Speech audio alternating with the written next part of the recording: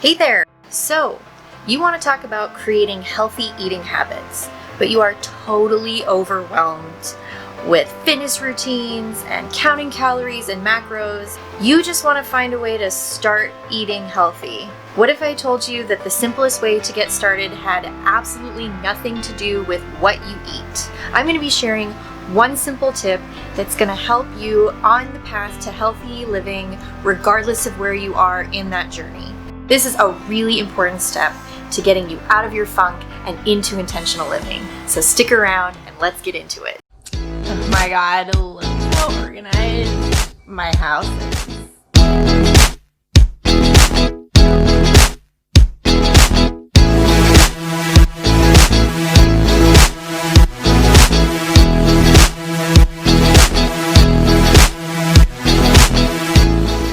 Hey guys, welcome back. We are here to make 2020 the best year ever. We're not going to continue to invite that negativity into our lives. We're going to cut out all of the unnecessary clutter. Am I speaking to you? If you don't know me, my name is Melanie and I'm your professional organizer and productivity consultant. I help hardworking families and professionals find form in their space and purpose for every phase of life. If you're new here, I would love to have you become a part of the Speaker Fam. All you have to do is click the little circle icon of my face at the end of the video to become a subscriber, or you can click the subscribe link down in the bottom corner. So let's talk a little bit more about how scheduling meal times helps you live a more intentional life and helps you on your journey to becoming healthier and creating better eating habits. There's a little bit of science involved. It's not super complicated, but it's important to understand what happens to our bodies when we create a consistent schedule for eating.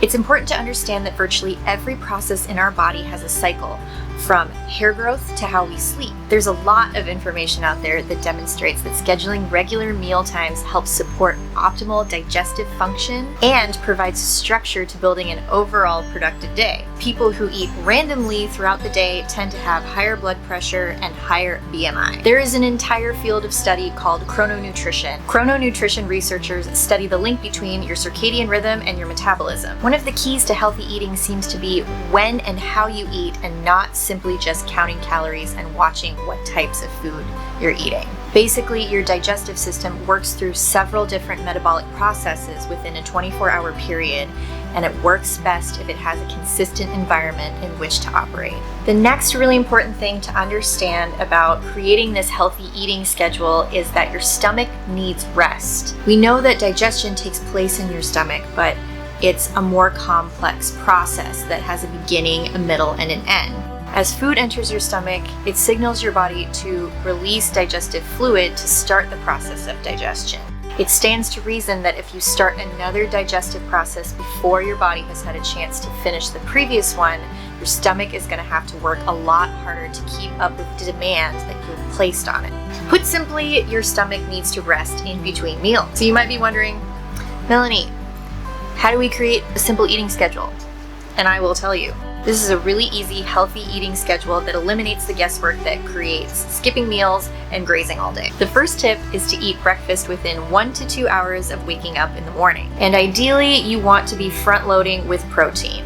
Protein stabilizes your blood sugar levels and is easy for your stomach to digest first thing. It's also a slow-burning fuel that allows you to stay full until lunchtime. If you get hungry within a couple hours of lunch, make sure that you grab something that's a whole food, like a handful of nuts, apple slices, or a banana, something that's easy for your stomach to digest without disrupting your digestive process too much. Lunch. Lunch should happen about 4 to 5 hours after you eat breakfast, ideally between 11 and 12 p.m. Lunch is a good meal to include complex carbs, fiber, healthy fats like salmon and avocado to round out your body's need for total nutrition throughout the day. And remember, you want to avoid piling new food on top of old food because it causes a process called stomach fermentation, which leads to bloating and gas. The last step to creating a healthy eating schedule is to make sure that you eat dinner 3 hours before you go to bed, ideally between 5 and 6 p.m. Yes, I realize this is within the early bird special eating window, but if you're really serious about creating a more intentional lifestyle, you want to create a schedule that allows you to get to bed at a decent hour so that you get enough sleep to repeat the same healthy cycle again the next day. It's worth noting that eating right before bed increases the chances that your body will store those nutrients as fat. Registered dietitian Tracy Lockwood from F Factor Nutrition notes that eating too close to bedtime increases blood sugar levels and insulin spikes, which can make it really difficult to fall asleep. She goes on to say that the last meal of your day should be the lightest and eaten within 3 hours of bedtime. There is a really weird old quote that states, "Eat like a king at breakfast, a queen at lunch, and a pauper at dinner." So that's pretty much it. It's a really simple tip, isn't it? Before you go to bed tonight, take a notebook, sit down, and write out your eating schedule for the next day and see if you can stick to it for 1, ideally 2 weeks to give yourself a chance to adjust to a normal eating schedule. This will help your body know what to expect and allow your digestive system to work and then have the rest that it needs to function at its best. This should help you feel a lot better throughout the day, and it takes the guesswork out of figuring out when you're gonna eat. Thanks for sticking around. I really hope that you found this simple tip useful. I know that in the world of complex fitness and diet routines, it can become extremely overwhelming, and my mission is to provide the simplest, easiest way for you to get started without overcomplicating things so that you can add in those more complex concepts when you're ready. Don't think that you have to jump through hoops lit on fire doing backflips to do something good for yourself. It can be really simple to live an intentional life.